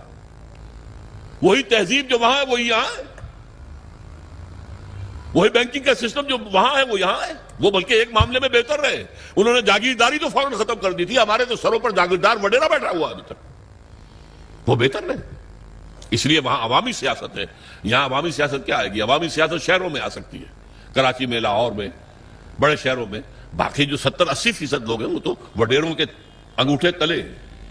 جاگیردار وڈیرے بڑے زمیندار اور بلوچستان کے سردار اور سرحد کے قوانین، یہ وہی تو ہے نا۔ بہرحال ایک تقاضا لا الہ الا اللہ کا وہ بھی مکمل ہوتا ہے اگر پورا دین جو ہے قائم ہو اور آپ کی بندگی خالص ہو جائے اللہ کے لیے۔ ایک تقاضا محمد الرسول اللہ کے امتی ہونے کا صلی اللہ علیہ وسلم، کہ دین کی دعوت اور تبلیغ اور اس کی شہادت کا حق ادا کر دو، اور یہ حق بھی بتمام و کمال کب پورا ہوگا؟ جب پورا اسلام کا نظام قائم کر کے دنیا کو دکھاؤ اور بلاؤ انہیں، آؤ دیکھو دس از اسلام، دیکھ لو اس کی برکتیں، دیکھ لو یہاں کوئی ایکسپلائٹیشن نہیں ہے، یہاں کوئی ڈسکریمنیشن نہیں ہے، یہاں کوئی ریپریشن نہیں ہے، کوئی ظلم نہیں ہے، آؤ دیکھو امن ہے، کوئی چوری نہیں ہے، کوئی ڈکیتی نہیں ہے، کچھ نہیں ہے۔ جب تک ہم یہ نہیں کرتے ہم رسول کے امتی ہونے کا حق ادا نہیں کر رہے۔ یہ جو میں نے دو چیزیں بتائی آپ کو، لا الہ الا اللہ عبادت، اور اس کی بھی چوٹی کیا ہے؟ دین کو قائم کرنا، محمد رسول اللہ شہادت علی الناس، اس کی تکمیل بھی کب ہوگی؟ جب پورے دین کا ایک نقشہ دنیا کے سامنے عملاً پیش کر دیا جائے۔ یہ دونوں جڑ گئے نا۔ اب ایک مثلث ذہن میں رکھیے، مثلث تین اس کے ہوتے ہیں نا سائڈس، بیس ہے، بیس کے کونوں کے اوپر دونوں اینگلز کیا ہیں؟ لا الہ الا اللہ محمد الرسول اللہ۔ لا الہ الا اللہ کا تقاضا عبادت، عبادت رب، ہمہ تن، ہمہ وقت، ہمہ وجوہ، ہمہ جہد، اور اس کی تکمیل بھی ہوتی ہے اقامت دین پر، دین کو قائم کرو۔ اور محمد الرسول اللہ کا تقاضا شہادت علی الناس، اس کی تکمیل بھی ہوتی ہے اقامت دین پر۔ یہ دونوں بازو آ کر اوپر مل گئے تو یہ مثلث بن گئی، لا الہ الا اللہ عبادت رب، محمد الرسول اللہ شہادت علی الناس، دونوں کی تکمیل اقامت دین۔ یہ ہے وہ کام جس کے لیے کچھ تحریکیں چلیں، پچھلی صدی میں چلی ہیں، اب تو ہم 21ویں صدی میں آ گئے۔ اس سے تقریباً 200-300 برس پہلے ہم غلام تھے، کہیں ہم انگریزوں کے غلام تھے، کہیں فرانسیسیوں کے تھے، کہیں اطالویوں کے تھے، کہیں اسپینیڈز کے تھے۔ یہ ہماری غلامی کا دور تھا۔ پچھلی صدی کے وسط میں یہ ممالک ایک ایک کر کے آزاد ہوئے۔ 1947 میں ہم آزاد ہو گئے، ایک دو خطوں پر مشتمل پاکستان وجود میں آ گئے۔ انڈونیشیا آزاد ہو گیا، ملائیشیا آزاد ہو گیا، سیو کارنوں کی زیر قیادت تحریک چلی۔ عربوں نے بھی اٹھا اٹھا کر انگریزوں کو، فرانسیسیوں کو پھینک دیا سمندر کے اندر۔ جمال عبد الناصر نے انگریزوں کو اٹھا کر میڈیٹرینین میں پھینک دیا۔ یہ ہو گیا نا۔ تو ایک خواہش پیدا ہوئی مسلمانوں کے دل میں، جیسے کوئی شخص گہری نیند سے بیدار ہو جائے، اسے یاد آئے یہ ہم پر انگریزی نظام تھا، فرانسیسی نظام تھا، فلاں نظام تھا، اب ہم آزاد ہیں، ہم اپنے نظام کو قائم کریں۔ اب تو ہم آزاد ہیں نا۔ ہمارا بھی ایک نظام تھا نا جو محمد رسول اللہ نے قائم کیا تھا 1400 برس قبل، جو 30 برس کامل شکل میں جو ہے دنیا کے اندر نافذ رہا، کامل شکل میں۔ پھر رفتہ رفتہ پہلے 6 منزل گری ہے، 6 منزلہ عمارت تھی، پھر کچھ عرصے کے بعد 5ویں گری ہے، گرتے گرتے پھر وہ 0 ہوئی ہے، جبکہ آ کر ہم پر یہ مغربی قوتیں جو ہیں حکمران ہو گئی۔ لیکن تھا نا ہمارا نظام، ہمارا اپنا سیاسی نظام ہے، ہمارا اپنا معاشی نظام ہے، ہمارا اپنا سماجی نظام ہے۔ اس کے لیے ہم کوشش کریں کہ اپنے ملکوں میں اس اسلام کو قائم کریں۔ ایک ہی وقت میں یہ تحریکیں اٹھی، مظلومی پارٹی انڈونیشیا میں، جماعت اسلامی بر عظیم پاک و ہند میں، فدائین اسلام ایران میں، الاخوان المسلمون بہت بڑی تحریک مصر میں، اور وہ پورے عالم عرب میں پھیل گئی۔ بدقسمتی سے تاحال ان میں سے کسی تحریک کو کوئی کامیابی حاصل نہیں ہوئی۔ اس کے کچھ اسباب ہیں، میں صرف اشارہ کروں گا۔ ہم سے ایک تو غلطی یہ ہوئی کہ ہم نے سمجھا مسلمان ہیں تو گویا کہ ایمان بھی ہمارے دلوں میں موجود ہے، حالانکہ حقیقت یہ ہے کہ ہمارے دلوں میں ایمان موجود نہیں ہے، شہادت ہے اشہد ان لا الہ الا اللہ واشہد ان محمد رسول اللہ۔ یہ اسلام کی جڑ ہے، اسلام تو ہے، وہ تو موروثی طور پر مل گیا ہمیں، ماں باپ ہمارے مسلمان تھے، مسلمان ہو گئے۔ دلوں میں یقین والی کیفیت نہیں ہے۔ جب تک وہ پیدا نہیں ہوگی، جیسا ویسا ایمان جیسا صحابہ کرام کا تھا، اس وقت تک دین قائم نہیں ہو سکتا۔ اس کے لیے جو قربانیاں دینی پڑتی ہیں وہ یقین والے ایمان کے ساتھ ہی ہو سکتی ہیں، محض یہ شہادت اور لپ سروس کے ذریعے نہیں ہو سکتی۔ اور دوسری غلطی یہ کی کہ ہم نے بھی دنیا میں کچھ نظام قائم کرنے کے جو دنیا میں مروجہ طریقے تھے وہ اختیار کر لیے۔ حالانکہ یہ کام تاریخ میں صرف ایک مرتبہ ہوا تھا، صرف ایک رسول کے ذریعے سے، حضرت ابراہیم کے ذریعے سے کوئی نظام قائم نہیں ہوا تھا، نہ حضرت موسیٰ کے ذریعے ہوا، نہ حضرت عیسیٰ کے ذریعے ہوا، یہ صرف محمد رسول اللہ کے ذریعے ہوا۔ اب ہونا ہے دوبارہ، ہوگا انہی کی سیرت پر عمل کرتے ہوئے۔ لا يصلح آخر هذه الامہ الا بما صلح به اولها، طریقہ کار وہاں سے لو۔ ہم نے طریقہ کار الیکشن پہ حصہ لے لو جی، اگر قوم ہمیں ووٹ دے دے گی ہم اسلام نافذ کر دیں گے۔ کیا انتخابات کے ذریعے سے حکومت میں کی ریاست جو مدینہ کی قائم ہو سکتی تھی؟ لیکن قریب کی بات سوچ لیجئے، کیا آیت اللہ خمینی ایران کے اندر برسر اقتدار آ سکتے تھے الیکشن کے ذریعے سے؟ ناممکن۔ یہ دو غلطیاں ہوئی ہیں جن کی وجہ سے یہ تحریکیں ناکام ہو گئی۔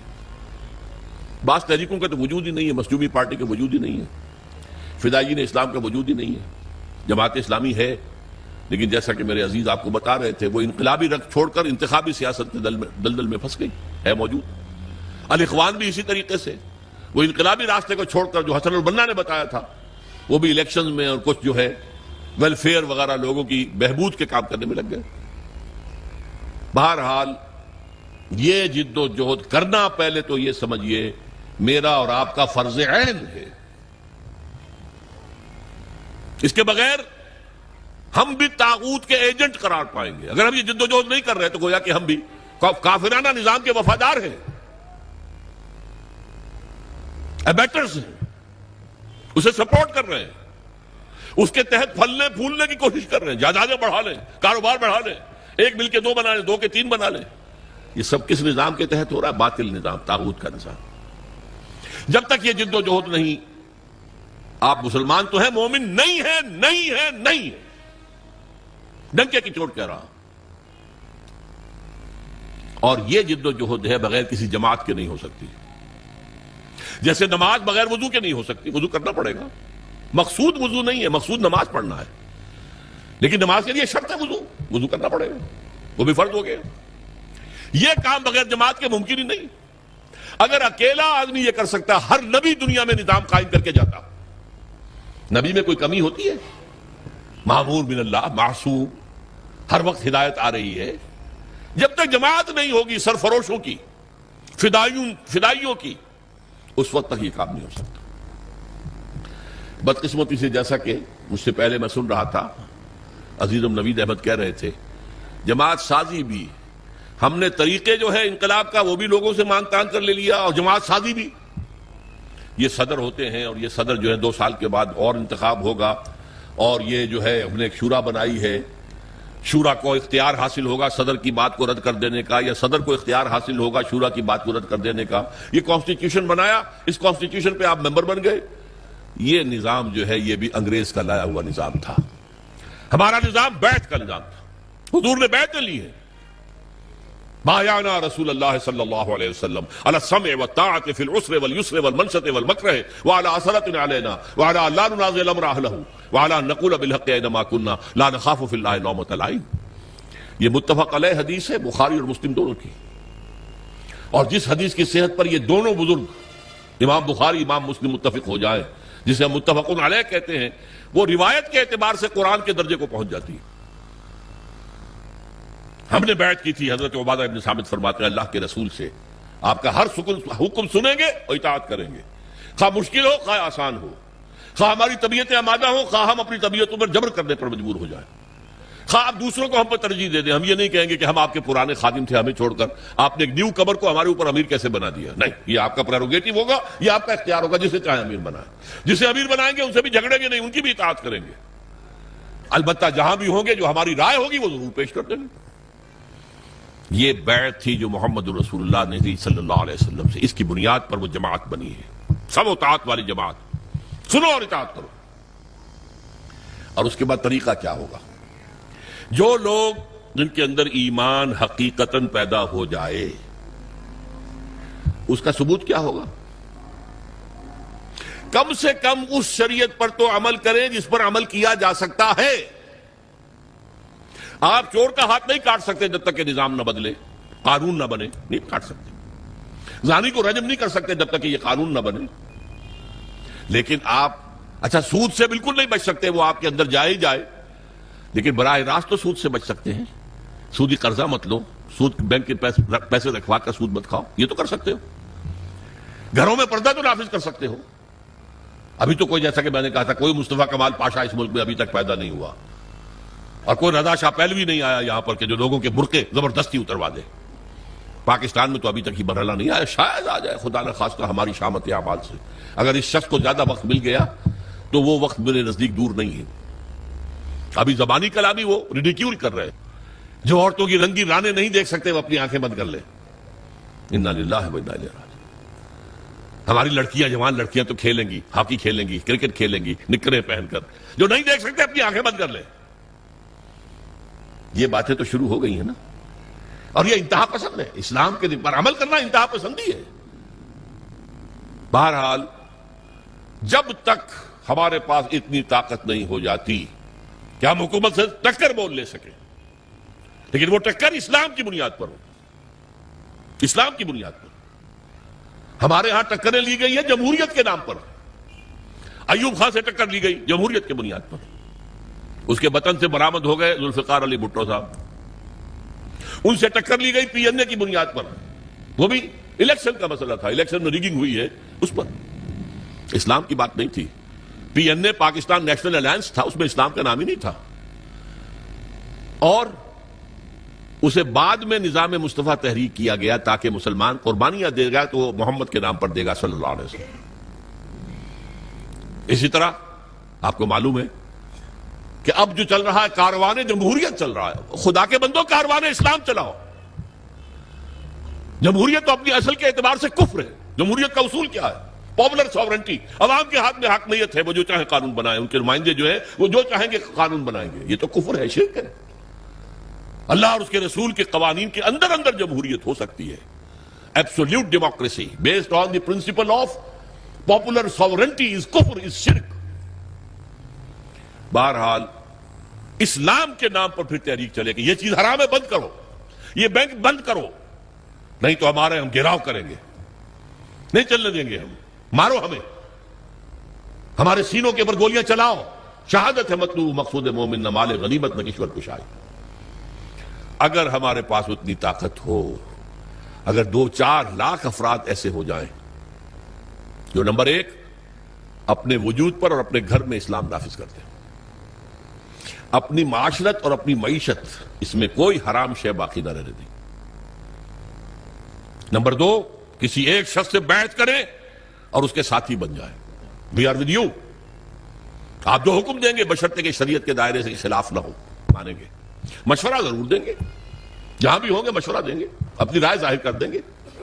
لیکن یہ اس جمہوریت کے طریقے سے نہیں ہوتا جو اس پر اقبال نے پھپتی چنی تھی، جست کی تھی کہ جمہوریت ایک طرز حکومت ہے کہ جس میں بندوں کو گنا کرتے، تولا نہیں کرتے.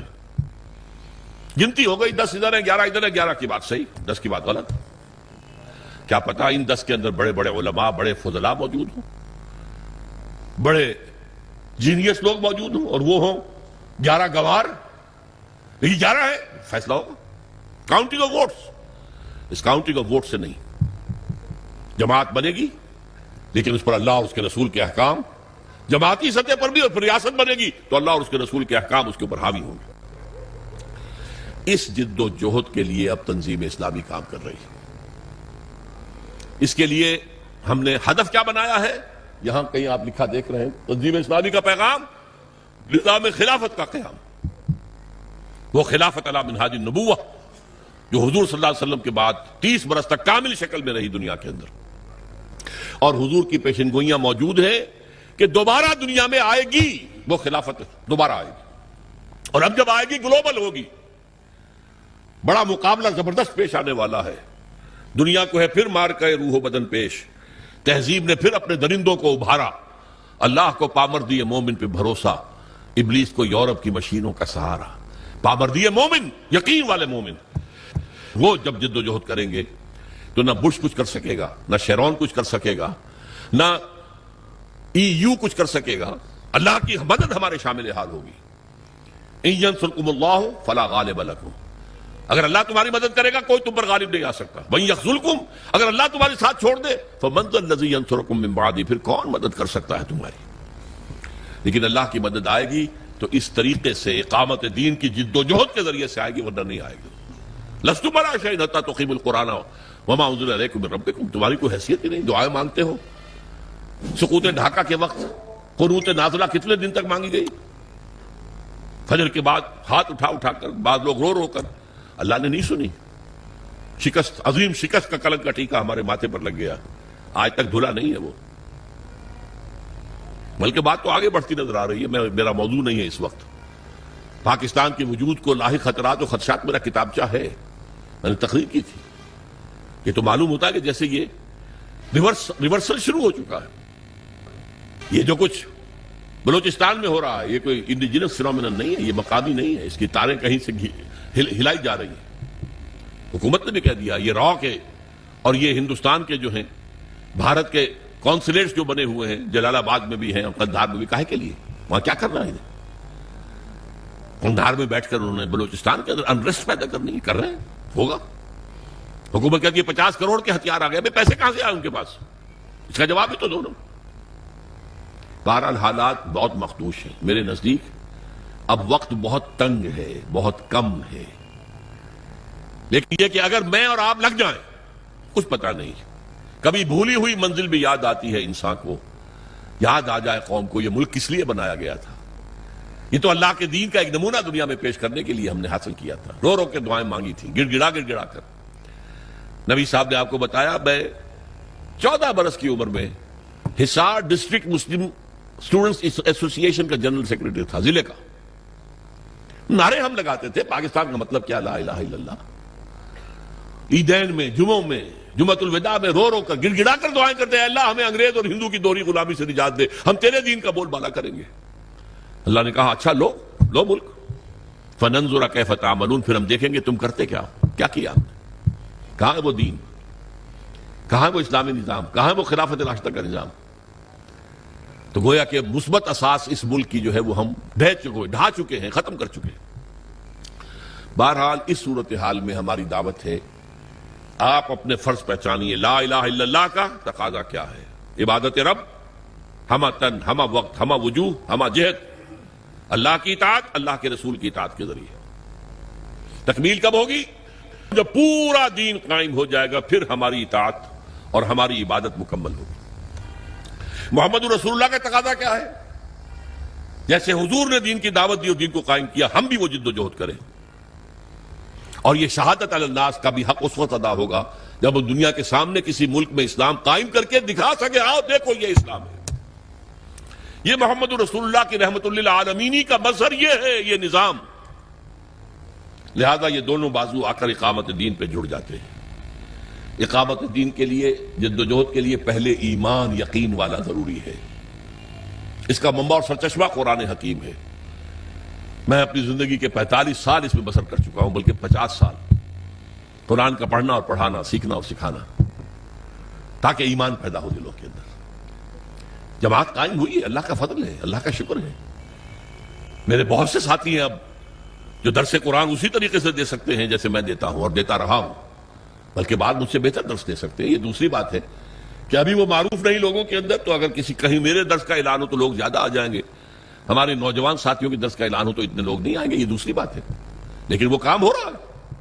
تنظیم بھی قائم ہو چکی ہے، بیعت کی بنیاد پر قائم ہو چکی ہے، ہم نے سنت نبوی کو زندہ کیا، الحمدللہ ثم الحمدللہ، کہ بیعت کی بنیاد پر تنظیم ہے۔ وہ انگریزوں کے لائے ہوئے طریقوں پر ہم نے تنظیم اور جماعت نہیں بنائی ہے۔ اب وہ دعوت آگے کرنا، پھیلانا، آپ اس تنظیم میں شامل ہوں۔ آپ کو یہاں پر میرا خیال ہے کہ یہاں جو سٹال ہے اس میں بیعت فارم بھی مل جائے گا، اس میں اگر آپ کو واقعی ارادہ کر لیں وہ بیعت فارم پر کر جائیں، تنظیم میں شامل ہو جائیں گے۔ اگر آپ کو کوئی اشکالات ہیں تو ہمارے ساتھی ہیں، ہمارے دفاتر ہیں، وہاں پر جائیے، ان سے گفتگو کیجیے، ان سے آپ لٹریچر لیجیے، آڈیوز کے ویڈیوز لیجیے، دیکھیے، سوچیے، غور کیجیے، لیکن سیریسلی۔ اگر خدا نہ خواستہ ہم ناکام ہو گئے دنیا میں، تب بھی آخرت میں جو کامیاب ہوں گے، اللہ میں یہ کام کرتا رہا آخری دم تک، اللہ میں نے دنیا میں جائیداد نہیں بنائی، اللہ میں نے یہ کام کیا، میں نے تیری کتاب کو پھیلایا ہے، اور میں نے تیرے دین کو قائم کرنے کے لیے جماعت بنائی ہے، اور تیرے رسول کی سنت پر اس کا نظام بیعت کی بنیاد پر رکھا ہے۔ میں کم سے کم اللہ کے ہاں جا کر یہ تو کہہ سکوں گا نا، چاہے ہم قائم کر سکیں یا نہ کر سکیں، اور اگر کر دیں تو کیا کہنے، پاؤ 12 ہیں. پھر دنیا میں بھی اور آخرت میں دونوں میں کامیابی ہے. ورنہ آخرت کی کامیابی تو کہیں نہیں گئی. دنیا میں اگر ہم نہیں کامیاب ہوتے اور اسلامی انقلاب نہیں آتا اور خدا نہ خواستہ یہ ملک بھی ختم ہو جاتا جس کے آثار اب بہت قوی ہیں، تو بہرحال ہم آخرت کا سوار لیں گے اگر ہم اس کام کے اندر تن من دھن لگاتے رہے. جیسے قرآن میں کہا گیا ہے قل ان صلاتی و نسکی و محیایا و مماتی للہ رب العالمین، کہہ دو میری نماز، میری قربانی، میرا جینا، میرا مرنا سب اللہ کے لیے. میری زندگی کا مقصد تیرے دین کی سرفرازی، میں اسی لیے مسلمان، میں اسی لیے نمازی. نماز اسی لیے ہے واستعینوا بالصبر والصلاۃ، مدد حاصل کرو صبر سے اور نماز سے. نماز جو ہے آپ کو قوت دے گی اس کام کے لیے جد و جہد کرنے کی طاقت فراہم کرے گی. بہرحال یہ پیغام ہے ہماری دینی ذمہ داریاں کلمہ طیبہ کے حوالے سے. یہ دو ٹرائنگل کے بیس پر جو کارنرز ہیں، عبادت لا الہ الا اللہ، شہادت محمد رسول اللہ، اور دونوں کی تکمیل ہوتی ہے جا کر اقامت دین پر. اللہ تعالیٰ مجھے بھی توفیق دے کہ میں آخری سانس تک اس کام میں لگا رہا ہوں. ظاہر بات ہے کہ میری زندگی تو اب وہ جو آپ عام طور پر کہتے ہیں شام زندگی، صبح زندگی، وہ شام زندگی سے آگے گزر کر شب زندگی میں میں داخل ہو چکا ہوں. اب اگلے مہینے میں 73 برس کا ہو جاؤں گا، گویا کہ قبری حساب سے 75 برس کا ہو جاؤں گا. بہرحال اللہ نے ابھی تک توفیق دی ہے، اور جب تک جان میں جان ہے اسی کا کام کرنا ہے، اسی کے لیے محنت کرنی ہے، اسی کے لیے بھاگ دوڑ کرنی ہے. السلام علیکم سامعین، آپ لوگ ڈاکٹر اسرار احمد صاحب کے اور بیانات سننا چاہتے ہیں تو ہمارے چینل کو سبسکرائب ضرور کر دیں.